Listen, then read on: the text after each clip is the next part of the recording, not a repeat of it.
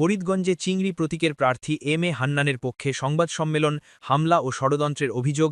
ফরিদগঞ্জ থেকে মোহাম্মদ মশিউর রহমানের করা প্রতিবেদনে দেখুন বিস্তারিত। চাঁদপুরের ফরিদগঞ্জে স্বতন্ত্র প্রার্থী চিংড়ি প্রতীকের আলহাজ এম এ হান্নানের পক্ষে এক সংবাদ সম্মেলন অনুষ্ঠিত হয়েছে। শুক্রবার সন্ধ্যায় ফরিদগঞ্জ প্রেস ক্লাবে আয়োজিত এই সংবাদ সম্মেলনটি ফরিদগঞ্জ প্রেস ক্লাবের সভাপতি মোহাম্মদ মামুনুর রশিদ পাঠানের সভাপতিত্বে এবং সাধারণ সম্পাদক নুরুল ইসলাম ফরহাদের সঞ্চালনায় অনুষ্ঠিত হয়। সংবাদ সম্মেলনে তার সমর্থকদের ওপর নির্বাচনী প্রচারণাকালে একাধিক হামলা, ভাঙচুর ও ষড়যন্ত্রের অভিযোগ তুলে ধরা হয়। সংবাদ সম্মেলনে লিখিত বক্তব্য পাঠ করেন চিংড়ি প্রতীকের সাবেক পৌর মেয়র ও নির্বাচন কমিটির সমন্বয়ক মঞ্জিল হোসেন। তিনি বলেন, আলহাজ এম এ হান্নান দীর্ঘ ১৭ বছর ধরে বিএনপির রাজনীতির সঙ্গে যুক্ত থেকে জেল, জুলুম, মামলা, হামলা ও নির্যাতনের মুখেও ফরিদগঞ্জে দলকে ঐক্যবদ্ধ রেখেছেন। তবে দলের ভেতরে থাকা একটি কুচক্রী মহলের ষড়যন্ত্রে ফরিদগঞ্জের রাজনৈতিক পরিবেশ কলুষিত হয়েছে এবং সাধারণ মানুষের আশা আকাঙ্ক্ষা ভেঙে দেওয়া হয়েছে।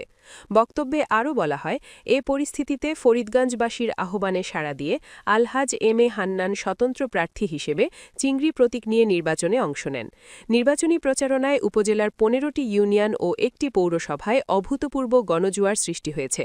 এই গণসমর্থন দেখে প্রতিপক্ষের একটি চক্র পরিকল্পিতভাবে সহিংসতা ও বিশৃঙ্খলা সৃষ্টি করছে বলে অভিযোগ করা হয়।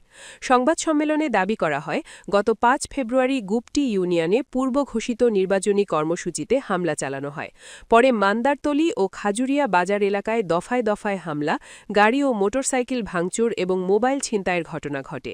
এতে ফারুক হোসেন, জিশান, রাজু আহমেদ, নাহিদ, মেহেদি, আক্তার হোসেন, মাসুম ও মোর্শেদ আলম সহ একাধিক নেতাকর্মী গুরুতর আহত হন। খবর পেয়ে উপজেলা প্রশাসন, সেনাবাহিনী, পুলিশ ও বিজিবি সদস্যরা ঘটনাস্থলে গিয়ে পরিস্থিতি নিয়ন্ত্রণে আনেন। এছাড়া একই রাতে রূপসা উত্তর ইউনিয়নের সাবেক চেয়ারম্যান ও চিংড়ি প্রতীকের অন্যতম নেতা বিল্লাল হোসেনের বাড়িতে হামলার ও নির্বাচনী অফিস ভাঙচুরের ঘটনাও সংবাদ সম্মেলনে উল্লেখ করা হয়। লিখিত বক্তব্যে বলা হয়, এসব হামলা, মামলা ও ষড়যন্ত্রের মাধ্যমে নির্বাচন থেকে সরিয়ে দেওয়ার চেষ্টা করা হলেও তা ব্যর্থ হবে। সংবাদ সম্মেলনে স্বতন্ত্র প্রার্থী আলহাজ এম এ হান্নান সাংবাদিকদের বিভিন্ন প্রশ্নের জবাব দেন। এক প্রশ্নের জবাবে তিনি বলেন, আমি যদি কোনো অন্যায় করি তাহলে প্রশাসন আমাকে আইনের আওতায় নেবে। আমি ফরিদগঞ্জের শান্তিপূর্ণ নির্বাচন চাই। তিনি আরও বলেন, আমাকে ২ বার বিএনপির মনোনয়ন দেওয়া হয়েছিল, কিন্তু কুচক্রী মহলের প্রতারণার কারণে আমাকে নির্বাচন থেকে দূরে থাকতে হয়েছে। সেই কুচক্রী মহল জেলও খেটেছে এবং এখনও সেই মামলা চলমান রয়েছে। সাংবাদিকদের উদ্দেশ্যে তিনি বলেন, আপনারা জাতির বিবেক, সংবাদপত্রের সঠিক তথ্য দিয়ে আমাকে সহযোগিতা করবেন। তিনি আশা প্রকাশ করেন, আগামী নির্বাচনে শান্তিপূর্ণ পরিবেশে ভোট গ্রহণ নিশ্চিত হলে তিনি বিপুল ভোটের ব্যবধানে নির্বাচিত হবেন। সংবাদ সম্মেলনে উপস্থিত ছিলেন উপজেলা বিএনপি নেতা মোহাম্মদ মকবুল আহমেদ পাটোয়ারি, প্রার্থীর ছেলে আবদুল্লাহ হান্নান, ফরিদগঞ্জ বিএনপি সাবেক পৌর সভাপতি আমানত হোসেন গাজী, সাবেক প্যানেল মেয়র জাকির হোসেন, ফরিদগঞ্জ উপজেলা যুবদলের সাবেক সভাপতি আমজাদ হোসেন শিপন, সাধারণ সম্পাদক জাহাঙ্গীর হোসেন নান্টু, পৌর যুবদলের সাবেক সভাপতি ইমাম হোসেন সহ চিংড়ি প্রতীকের বিভিন্ন পর্যায়ের নেতৃবৃন্দ উপস্থিত ছিলেন।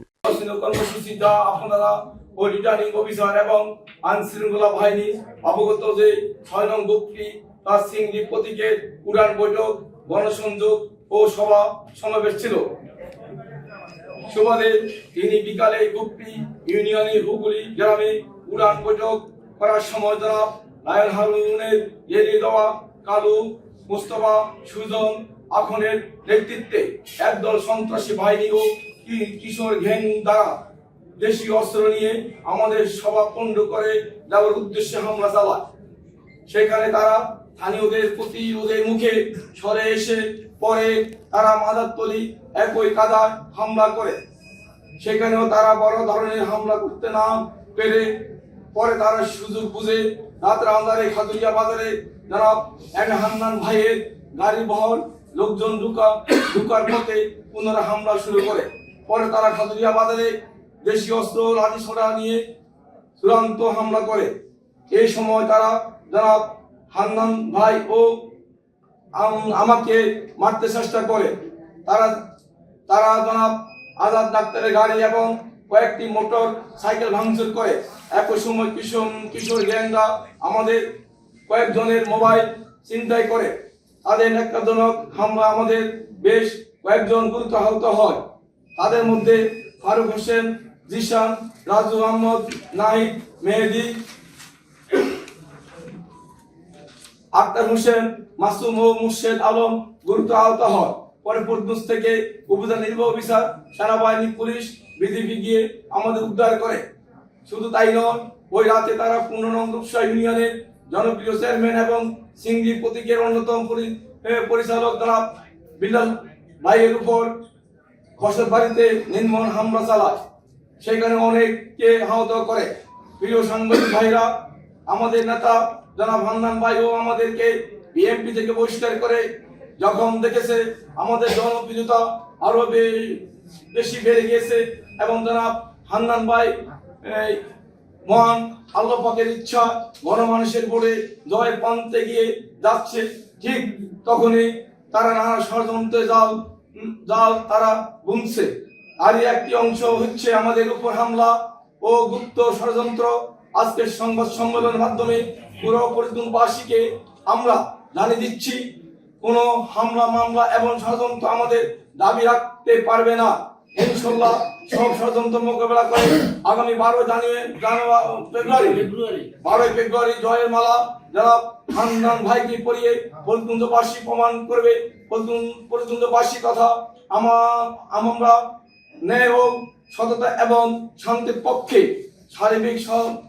সবাই সার্বিক সহযোগিতা আমরা কামনা করি। একই সাথে সবাইকে ধন্যবাদ জানিয়ে আজকে সংবাদ সম্মেলন শেষ করলাম। ধন্যবাদ সকলকে। আসসালামু আলাইকুম। কোন পরিস্থিতির মধ্যে নির্বাচনের সব চূড়ান্ত পর্যায়ে এইভাবে সংঘাতের মধ্য দিয়ে না শান্তিপূর্ণ একটা পরিবেশের মধ্যে প্রতিদ্বন্দ্বিতা শেষ করবে? আমাদের প্রতিদ্বন্দ্বী সুন্দর কথা বলেছেন, তদন্ত সাপেক্ষে বলেছে, যারা প্রকৃত আসামি তাদের ব্যবস্থা নেই। আমি তাকে ধন্যবাদ জানাই। তাহলে যেই লোকগুলি আমাদের পূর্বে নির্ধারিত উঠান বৈঠকে হামলা করেছে, ওই লোকগুলি ওইখানে মিছিল করার কথা না, এরা কারা করেছে? আমরা তো উঠান মিটিং করে ওইখানে হামলা করার চেষ্টা করতে পারিনি। পরে আমরা 16 দানায় গিয়েছি, তখন আজান দিচ্ছে, আমাদের গাড়ির সম্মুখে তারা গাড়ি বহরের সম্মুখে দাঁড়িয়ে যায় এবং প্রতিরোধ করে। এই লোকগুলি কারা এটা প্রশাসন দেখেছে, এটা তদন্তের আর প্রয়োজন হয় না। প্রশাসনের সম্মুখেই তারা বিশৃঙ্খলা সৃষ্টি করেছে। প্রশাসন তখন কোনো ভূমিকা পালন করে নাই। প্রশাসন আজকে আইন শৃঙ্খলার মিটিংয়ে বলেছে, আমাদের অভিযোগের ভিত্তিতে তারা এখন থেকে কঠিন ভূমিকা পালন করবে।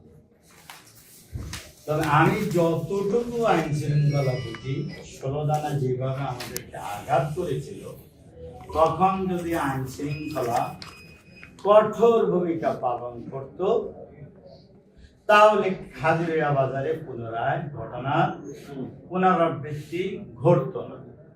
সেই 16 দানায় আমাকে ইট পিটকা মেরেছে, ভাগ্যের ভালো সাইডে না করে উপরে দিয়ে পড়েছে, আমি আঘাত পেয়েছি। আমি দেখি নাই আরবটি আমাদের একের যুবদলের সেক্রেটারি, সে বলেছে আমাকে পিছন দেওয়া বাড়ি দিয়েছে এবং সে ওই বাড়ি তার হাত দিয়ে রক্ষা করেছে, তার হাত ফুলে গেছে। যদি ওই বাড়ি সে সেভ না করতো, তাহলে আমার মনে হয় আমি স্পটেই ডেট হতাম। তাহলে আমার বক্তব্য, এই নেতাকর্মী কারা? আমার কোন নেতাকর্মী যদি এখন কারো উপরে আক্রমণ করে, তাহলে প্রশাসন অবশ্যই আমাকে ধরবে, আমার নির্দেশে করেছে। তাহলে যার নেতাকর্মী আমাদেরকে আক্রমণ করেছে, ওই প্রার্থীর নির্দেশ ছাড়া এই ঘটনা হতে কোনোদিনও পারে না। আমরা যতদিন রাজনীতি করি বা সমাজে চলি, বুঝেছি যে আইন শৃঙ্খলা বাহিনীকে আপনাদের মাধ্যমে বলেছি, এখন আজকে থেকে না, গতকাল যে ঘটনা ঘটেছে, ওই ঘটনার যদি বিচার না করে, যদি তাদেরকে কারাবন্দী না করে, আইনের আওতায় না আসে তাহলে ফরিদগঞ্জ মনে হয় না নিরপেক্ষ নির্বাচন হবে।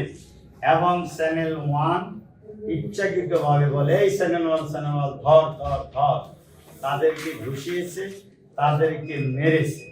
আপনাদের আরো আপনাদের সাংবাদিক বিন্দু কিছু ক্যামেরা টিকেছে মনির কোন পত্রিকা আমি জানি না, তারও ক্যামেরা খাওয়া দিয়েছে, তাদেরকেও ঘুষিয়েছে। এবং আইন শৃঙ্খলার বাহিনীর সম্মুখে যেই ধরনের উত্তেজিত বাক্য ইউজ করেছে, আমি জানি না আইন শৃঙ্খলা বাহিনী তদন্ত করে কি পদক্ষেপ। এই পরিস্থিতিতে আপনারা কি নির্বাচনের শেষ পর্যন্ত যাবেন কি? মনে করেন যে এরকম পরিস্থিতি থাকবে, আইন শৃঙ্খলা রক্ষাকারী বাহিনীর ভূমিকা এমন থাকবে, বা আপনাদের কতটুকু আশ্বস্ত করেছে লেভেল প্লেইং ফিল্ডের জন্য? ওনারা আমাদেরকে আশ্বস্ত করেছে ওনারা লেভেল প্লেইং ফিল্ড করবে। তবে যত গ্যাঞ্জাম যত কিছুই করে আমরা নির্বাচনের মাঠে থাকবো এবং ইনশাল্লাহ আমরা নির্বাচন করব। আমি আইন শৃঙ্খলা বাহিনীকে বলেছিলাম যে তারা তো এখন বাড়িতে বাড়িতে গিয়ে হুমকি করে, যে হুমকি দেয় সেটার কি প্রমাণ আমি দেব? সেটা আপনারা গোয়েন্দা সংস্থা লাগান, গোয়েন্দা সংস্থা লাগিয়ে দেখেন কে কাকে ধমক দেয়। মোবাইলেও ফেসবুকে ধমক দেয়, ওই ফেসবুক থেকে তাদেরকে আপনারা আইনের আওতায় আসে। আমার ছেলে মেয়েও যদি ধমক দেয়, এমনকি আমিও যদি ধমক দিই, আমাকে অ্যারেস্ট করেন।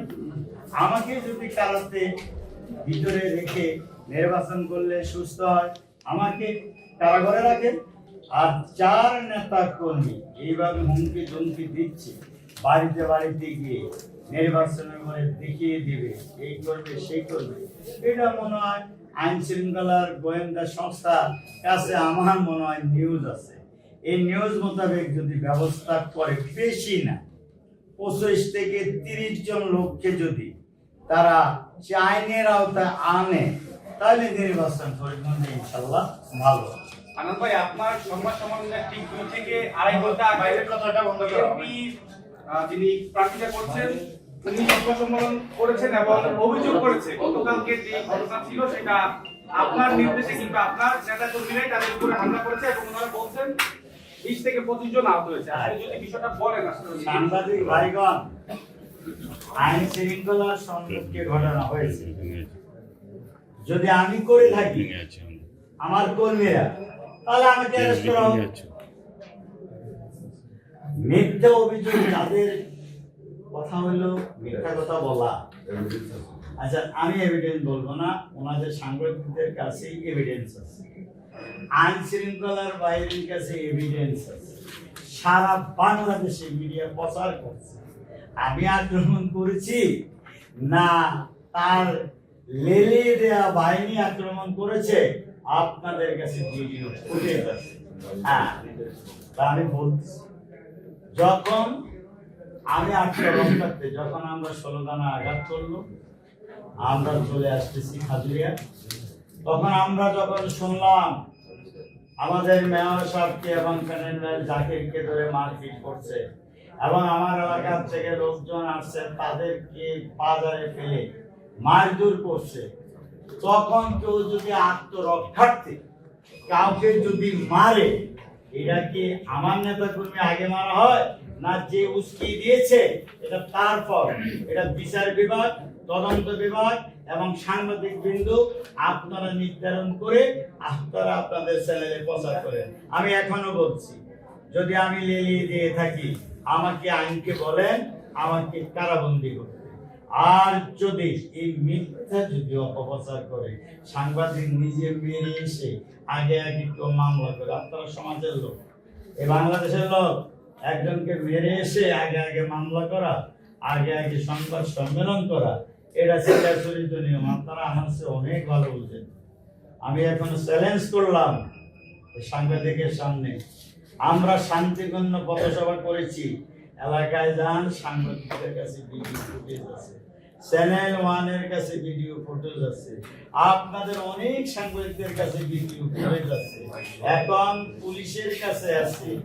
আমি কি করেছি নাকি ভদ্রলোক সাংবাদিক সম্মেলন করেছে, ওনার লোকজন করেছে, যে আপনারা সেটা আপনারাই সাংবাদিক তদন্ত করেন, তদন্ত করে আপনারাই আইন শৃঙ্খলা বলেন যে মিথ্যা কথা যদি কেউ বলে তার বিরুদ্ধে কি একটা মামলা যদি মিথ্যা দিয়ে করা হয় সেটা 211 হয়, 211 হয়। অর্থাৎ উল্টা যিনি অভিযোগ দেয় তাকে অ্যারেস্ট করে। ভাই এই ঘটনায় কি আইনি পদক্ষেপ নিয়েছেন আপনি? আর আপনাদের কতজন নেতা কর্মী সব আগে ভাইরা কিন্তু এইগুলি অভিযোগ, এইগুলি আইনি পদক্ষেপ আমাদের সমস্যা দিয়েছে এবং আমি একটা মামলা প্রক্রিয়া করেছি। যেহেতু আমার এখানে আঘাত করেছে, আমাকে বাড়ি দিয়েছে, আমি স্বতন্ত্র প্রার্থী হিসেবে আমি একটা মামলা করব। আজাদ সাহেবের গাড়ি ভেঙেছে প্রশাসনের সম্মুখে এবং ফারুককে রাস্তায় ফালিয়ে আসার সময় হাজুরের থেকে গরু ফিটার মতন ফিটিয়েছে, এইগুলি ভিডিও ফুটেজ আছে। তারপরে যদি কোনো ভদ্রলোক যদি মিথ্যা অভিযোগ দেয়, এটা আপনারা আমি যদি ভাই সাংবাদিক হতাম, আমি তখনই প্রত্যাখ্যান করতাম যে ভাই আপনার কথাগুলি মনে সত্য না। ভাই আপনার কাছে কি মনে হয় নির্বাচনী কেন্দ্রিক প্রশাসন যথাযথ ভূমিকা নিচ্ছে? আসলে আমার কাছে এখন পর্যন্ত যথাযথ ভূমিকা পালন করতে আমি দেখিনি। আপনাদের উচিত, আপনাদের রিজিওনাল এসপি, আপনাদের প্রশাসন আনসামিনাসকে স্বীকার করেছে উনি কঠোর ভূমিকা গতকাল করে নাই, তারপরে ধরে এনেছে, এখন থেকে কঠোর ভূমিকা পালন করবে। আমরা দেখেন ভাই আসলো ভয়ে ওই কালীর বাজার দিয়ে আসছি, তাহলে যদি মারে কোথায় যাবে? আমরা তো মারামারি করবো না, কারণ আমরা 12 তারিখ ধরবো এবং 12 তারিখে ধরো যদি আল্লাহ করে, এটা তো ফরিদগঞ্জেরই লোক, আরও উপরে আমরা কোনো প্রতিশোধ নেব না। কিন্তু তারা এখনই বলতেছে ঠ্যাং ভেঙে ফেলবে, পিঠ ফাটিয়ে ফেলবে, ব্যবসা করবি না, ফরিদগঞ্জে থাকবে না। আমাদের একটা ধমক যদি আপনি দেখাতে পারেন তাহলে আমাকে বলে এরা কারা?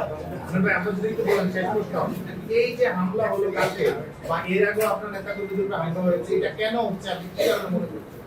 আমি মনে করি আমার মনে হয় আপনারা ভালো বলেন। আমার মনে হয় আপনারা দেখেন আমার মার্কাটা কিন্তু জনগণের লাগবে, কোনো দলের মার্কা না। জনগণের মার্কা জনগণ বেছে নিয়েছে, কারণ বিগত 30 বছর আমি জনগণের সাথে ছিলাম।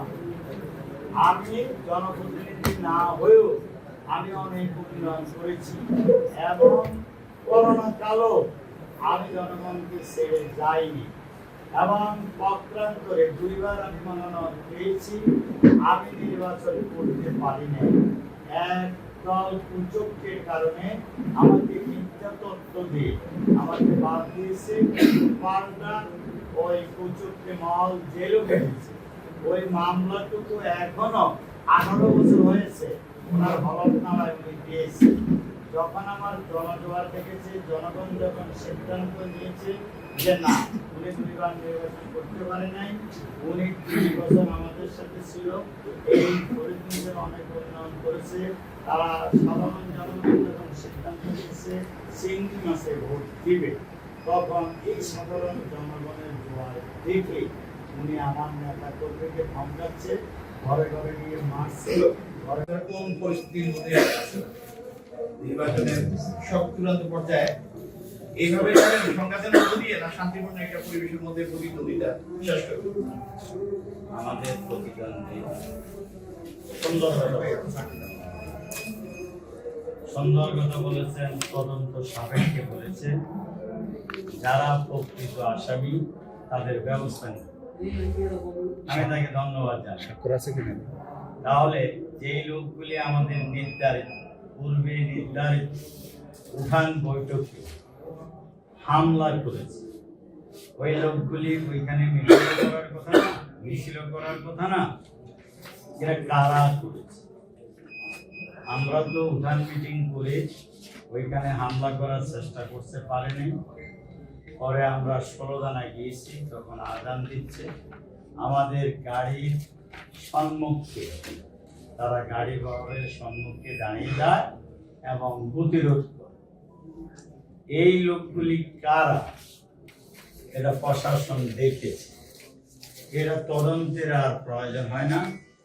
প্রশাসনের সম্মুখেই তারা বিশৃঙ্খলা সৃষ্টি করেছে। প্রশাসন তখন কোনো ভূমিকা পালন করে নাই।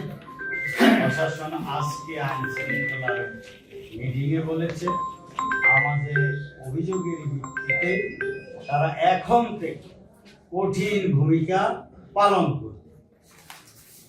তবে আমি যতটুকু আইন শৃঙ্খলা বুঝি, 16 দানা যেভাবে আমাদেরকে আঘাত করেছিল, তখন যদি আইন শৃঙ্খলা কঠোর ভূমিকা পালন করত তাহলে খাজুরিয়া বাজারে পুনরায় ঘটনার পুনরাবৃত্তি ঘটত না। সেই 16 দানায় আমাকে পিটকা মেরেছে, ভাগ্যের ভালো সাইডে না করে উপরে দিয়ে পড়েছে, আমি আঘাত পেয়েছি। আমি দেখি নাই আরতি আমাদের একের যুবদলের সেক্রেটারি, সে বলেছে আমাকে পিছন দেওয়া বাড়ি দিয়েছে এবং সে ওই বাড়ি তার হাত দিয়ে রক্ষা করেছে, তার হাত খুলে গেছে। যদি ওই বাড়ি সে সেভ না করতো তাহলে আমার মনে হয় আমি স্পটে ডেট হতাম। তাহলে আমার বক্তব্য, এই নেতাকর্মী কারা? আমার কোন নেতাকর্মী যদি এখন কারো উপরে আক্রমণ করে তাহলে প্রশাসন অবশ্যই আমাকে ধরবে, আমার নির্দেশে করেছে। তাহলে যার নেতাকর্মী আমাদেরকে আক্রমণ করেছে ওই প্রার্থীর নির্দেশ ছাড়া এই ঘটনা হতে কোনোদিনও পারে না। আমরা যতদিন রাজনীতি করি বা সমাজে চলি বুঝেছি যে আইন শৃঙ্খলা বাহিনীকে আপনাদের মাধ্যমে বলেছে, এখন আজকে থেকে না, গতকাল যে ঘটনা ঘটেছে ওই ঘটনার যদি বিচার না করে, যদি তাদেরকে কারাবন্দী না করে, আইনের আওতায় না আসে, তাহলে ফরিদগঞ্জ মনে হয় না নিরপেক্ষ নির্বাচন হবে। এবং চ্যানেল 1 ইচ্ছাকৃতভাবে বলে এই চ্যানেল 1 ধর ধর ধর, তাদেরকে ঘুষিয়েছে, তাদেরকে মেরেছে। আপনাদের আরো আপনাদের সাংবাদিক বিন্দু কিছু ক্যামেরা লিখেছে, মনে কোন পত্রিকা আমি জানি না, তারও ক্যামেরা খাওয়া দিয়েছে, তাদেরকেও ঘুষিয়েছে। এবং আইন শৃঙ্খলার বাহিনীর সম্মুখে যেই ধরনের উত্তেজিত বাক্য ইউজ করেছে, আমি জানি না আইন শৃঙ্খলা বাহিনী তদন্ত করে কি পদক্ষেপ। এই পরিস্থিতিতে আপনারা কি নির্বাচনের শেষ পর্যন্ত যাবেন কিনা? মনে করেন যে এরকম পরিস্থিতি থাকবে, আইন শৃঙ্খলা রক্ষাকারী বাহিনী কোনকে এমন থাকবে, বা আপনাদের কতটুকু আশ্বস্ত করেছে লেভেল প্লেইং ফিল্ডের জন্য? উনিরা আমাদেরকে আশ্বস্ত করেছে ওনারা লেভেল প্লেইং ফিল্ড করবে। তবে যত গ্যাঞ্জাম যত কিছুই করে আমরা নির্বাচনের মাঠে থাকবো এবং ইনশাল্লাহ আমরা নির্বাচন করব। আমি আইন শৃঙ্খলা বাহিনীকে বলেছিলাম যে তারা তো এখন বাড়িতে বাড়িতে গিয়ে হুমকি করে, যে হুমকি দেয় সেটার কি প্রমাণ আমি দেব? সেটা আপনারা গোয়েন্দা সংস্থা লাগান, গোয়েন্দা সংস্থা লাগিয়ে দেখেন কে কাকে ধমক দেয়। মোবাইলও ফেসবুকে ধমক দেয়, ওই ফেসবুক থেকে তাদেরকে আপনারা আইনের আওতায় আসে। আমার ছেলে মেয়েও যদি ধমক দেয়, এমনকি আমিও যদি ধমক দিই, আমাকে অ্যারেস্ট করেন। আমাকে যদি কারাতে ভিতরে রেখে নির্বাচন করলে সুস্থ হয়, আমাকে কারাগারে রাখেন। আর যার নেতা কর্মী এইভাবে হুমকি ধমকি দিচ্ছে, বাড়িতে বাড়িতে গিয়ে নির্বাচনের পরে দেখিয়ে দিবে, এই করবে সেই করবে, এটা মনে হয় আইন শৃঙ্খলার গোয়েন্দা সংস্থার কাছে আমার মনে হয় নিউজ আছে। এই নিউজ মোতাবেক যদি ব্যবস্থা করে, বেশি না 25 থেকে 30 জন লোককে যদি তারা সে আইনের আওতায় আনে, তাহলে নির্বাচন ফরিদগঞ্জে ইনশাল্লাহ ভালো। আনন্দ ভাই, আপনার সংবাদ সম্মেলনের ঠিক 2 থেকে আড়াই ঘন্টা বাইরের কথাটা বন্ধ করা হবে। যিনি প্রার্থীতা করছেন উনি সংবাদ সম্মেলন করেছেন এবং অভিযোগ করেছে গতকালকে যে ঘটনা ছিল সেটা আপনার নির্দেশে কিংবা আপনার নেতা কর্মীরাই তাদের উপরে হামলা করেছে এবং ওনারা বলছেন 20 থেকে 25 জন আহত হয়েছে। আপনি যদি বিষয়টা বলেন আসলে। সাংবাদিক ভাইগণ, আইন শৃঙ্খলার সম্মুখে ঘটনা হয়েছে, যদি আমি করে থাকি, আমার কর্মীরা তাহলে আমাকে অ্যারেস্ট করা হোক।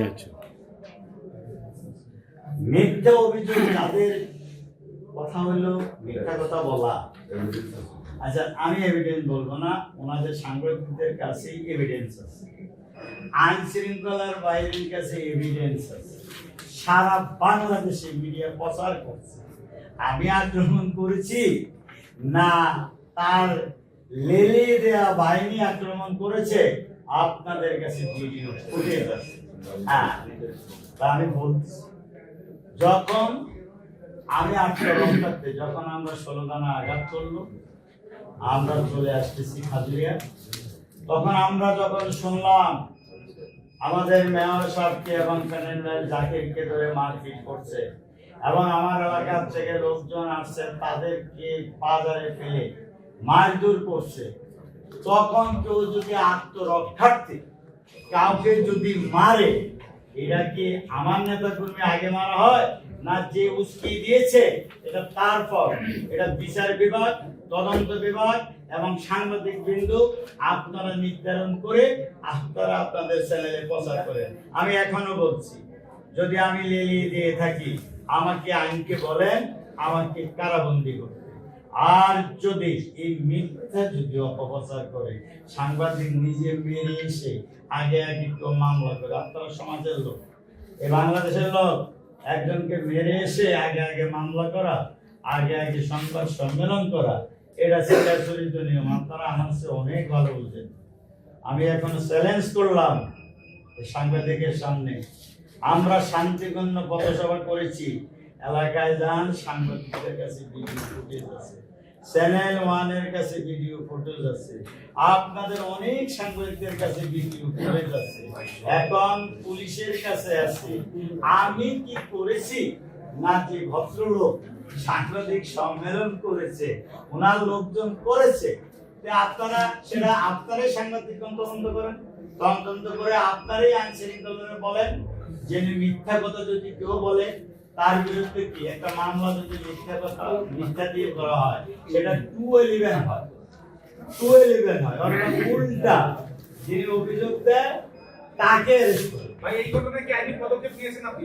আর আপনাদের কতজন নেতা কর্মী আগে ভাইরা কিন্তু এইগুলি অভিযোগ, এইগুলি আইনি পদক্ষেপ আমাদের সমস্যা দিয়েছে এবং আমি একটা মামলা প্রক্রিয়া করেছি, যেহেতু আমার এখানে আঘাত করেছে আমাকে বাড়ি দিয়েছে, আমি স্বতন্ত্র প্রার্থী হিসেবে আমি একটা মামলা করব। আজাদ সাহেবের গাড়ি ভেঙেছে প্রশাসনের সম্মুখে এবং ফারুককে রাস্তায় ফালিয়ে আসার সময় হাজুরের থেকে গরু ফিটার মতন ফিটিয়েছে, এইগুলি ভিডিও ফুটেজ আছে। তারপরে যদি কোনো ভদ্রলোক যদি মিথ্যা অভিযোগ দেয়, এটা আপনারা আমি যদি ভাই সাংবাদিক হতাম আমি তখনই প্রত্যাখ্যান করতাম যে ভাই আপনার কথাগুলি মনে হয় সত্য না। আপনার কাছে কি মনে হয় নির্বাচনী কেন্দ্রিক প্রশাসন যথাযথ ভূমিকা নিচ্ছে? আমার কাছে এখন পর্যন্ত যথাযথ ভূমিকা পালন করতে আমি দেখিনি। আপনাদের উচিত, আপনাদের রিজিওনাল এসপি, আপনাদের প্রশাসন আনসারকে স্বীকার করেছে উনি কঠোর ভূমিকা গতকাল করে নাই, তারপরে ধরে এনেছে, এখন থেকে কঠোর ভূমিকা পালন করবে। আমরা দেখেন ভাই আসবো ভয়ে ওই কালীর বাজার দিয়ে আসছি, তাহলে যদি মারে কোথায় যাবে? আমরা তো মারামারি করবো না, কারণ আমরা 12 তারিখ ধরবো এবং 12 তারিখে ধরো যদি আল্লাহ করে এটা তো ফরিদগঞ্জেরই লোক, আরও উপরে আমরা কোনো প্রতিশোধ নেব না। কিন্তু তারা এখনই বলতেছে ঠ্যাং ভেঙে ফেলবে, পিঠ ফাটিয়ে ফেলবে, ব্যবসা করবি না, ফরিদগঞ্জে থাকবে না। আমাদের একটা ধমক যদি আপনি দেখাতে পারেন তাহলে আমাকে বলে এরা কারা? এই যে হামলা হলো কালকে বা এর আগে আপনার নেতা কর্মীদের উপর হামলা হয়েছে, এটা কেন হচ্ছে আপনি কি কারণে মনে করছেন? আমি মনে করি আমার মনে হয় আপনারা ভালো বলে, আমার মনে হয় আপনারা দেখেন আমার মার্কাটা কিন্তু জনগণের মার্কা, কোনো দলের মার্কা না। জনগণের মার্কা জনগণ বেছে নিয়েছে, কারণ বিগত 30 বছর আমি জনগণের সাথে ছিলাম। আমি জনপ্রতিনিধি না হয়েও আমি অনেক উন্নয়ন করেছি এবং করোনা কালও আমি জনগণকে ছেড়ে যাইনি এবং পক্ষান্তরে 2 বার আমি মনোনয়ন পেয়েছি, আমি নির্বাচন করতে পারি নাই। এক দল কুচক্রের কারণে আমাকে মিথ্যা তথ্য দিয়ে আমাকে বাদ দিয়েছে, পাল্টা ওই কুচক্রে মহল জেলও গেছে। ওই মামলাটুকু এখনো 18 বছর হয়েছে ওনার হলফনামায় উনি দিয়েছে। যখন আমার জনজোয়ার দেখেছে, জনগণ যখন সিদ্ধান্ত নিয়েছে যে না উনি 2 বার নির্বাচন করতে পারে নাই, উনি 3 বছর আমাদের সাথে ছিল, এই ফরিদগঞ্জের অনেক উন্নয়ন করেছে, তারা সাধারণ জনগণ যখন সিদ্ধান্ত নিয়েছে চিংড়ি মাছে ভোট দিবে, তখন এই সাধারণ জনগণের জোয়ার দেখে উনি আমার নেতা কর্মীকে ধমকাচ্ছে, ঘরে ঘরে গিয়ে মারছে